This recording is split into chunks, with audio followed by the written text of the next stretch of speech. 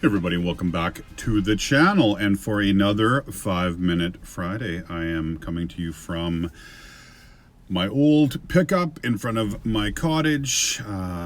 It's quiet because everyone is very noisy in the cottage, so I thought I would come out to the pickup and make this my ad hoc recording studio. So anyway, today's edition is about employees. I got a bunch of questions around managing employees now that we're 5 months into the pandemic.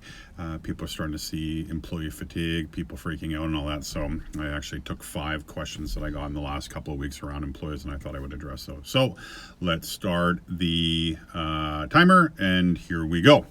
Number 1, I need to cut my employees' hours from 40 hours to 30 hours a week. How do I manage that without losing them? Great question. So there are a lot of industries where volume of work has gone down, and thus the need for employees to be full-time has decreased. A couple options you can do is you can totally lay off employees so that there is more work for less of them, or have a conversation with those employees and say, in the short term, I need to cut your hours from 40 to 30, and here is why.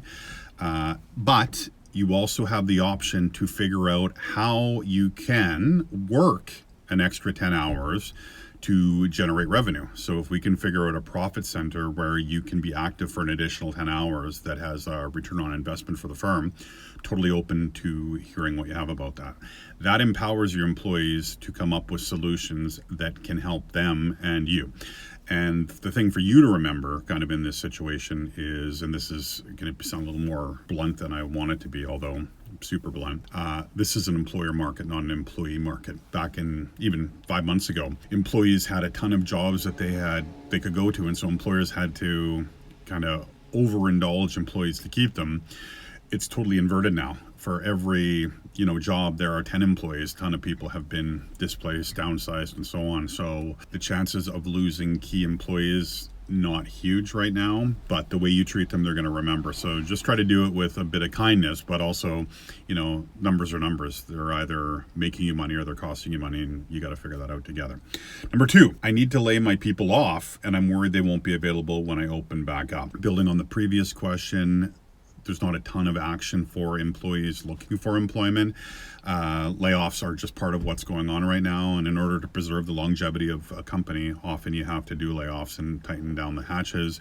But again, don't just default to going on the defense. Think about the offense. Bring the team in and say, we're facing layoffs unless we can come up with some new ideas on how to generate business in new markets. So would welcome any ideas anybody has on how we can make that happen. Make them part of their destiny. And the term that got thrown around big time last year was intropreneurs, I think was the term, which was entrepreneurial thinking among employees. So look to see if you can incubate that before you lay off. But if you have to lay off, you have to lay off.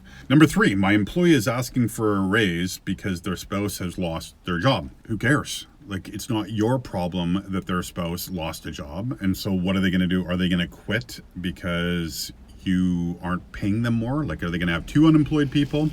It's not your responsibility to fix their family unit. It's their responsibility. Their spouse should go out and find a new job or go do something.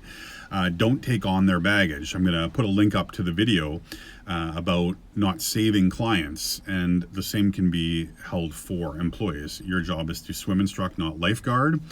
If you allow it, they will drown you along with them. Encourage them to support their spouse in finding a new job, but them losing income doesn't mean that you have to pay more for what you were already getting. Number 4, I'm not getting much traction with my markets. I wonder if I should shift to another one. I've always been a big proponent of only focusing on 3 niche markets at any given time. I'm willing to go back on that a little bit given current market dynamics. Now, I make clients focus on 3 markets, but I always have them thinking about other markets on the back burner. If you have more time, you can start to open up additional markets, maybe 1 or 2 more to start to warm them up, especially if you see some of your markets starting to fade. And you remember in MarketShark, which I'll put a link to, I actually put it in the description, but this is MarketShark here. I talk about 3 types of markets, right? Tigers, ponies, and dogs. Feed the tigers. These are markets that are going off like a house on fire. Ponies need to be whipped a little bit to get going, and dogs lay there and don't do anything. You got to kill the dogs. And normally we give dogs 90 days. If you see a market that's been good and then is shutting down and you could see kind of the end is near, try to put a new one in place. Just let them die on the vine, and once that new one's going, kill the dog. And number 5, one of my strategic alliances is trying to poach an employee. How should I address that? You should call the strategic alliance and tell them not to poach your f***ing employees, right? If they want to be your alliance, that is bad business, and it's brutal on every level, especially given the situation right now. We want to have our key players in place. If one of your strategic alliances is trying to take your key employees, they're not a strategic alliance. Batten down the hatches, have a conversation, and if you don't like how it goes, cut ties and find a new alliance to replace them. Anyway, hope that helped some of you that might be struggling with some of those things. If there are additional questions or you want to know a little bit more about some of those particular topics, put them in the comments below. As always, I appreciate you watching. If you haven't subscribed, consider subscribing. Give it a thumbs up, thumbs down. I am unattached, but I'd like you to do one of the other ones. And remember, gladiators eat first. It's a challenging time with employees. However, employers' jobs are to create a safe place as long as it makes financial sense.